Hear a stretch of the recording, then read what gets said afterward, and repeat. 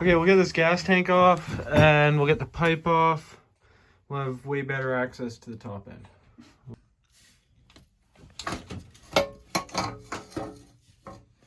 Oh, there goes a gasket.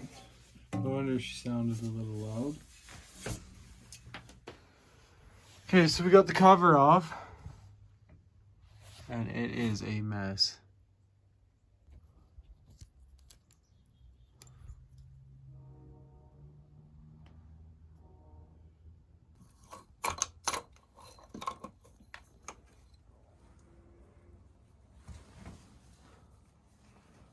Okay.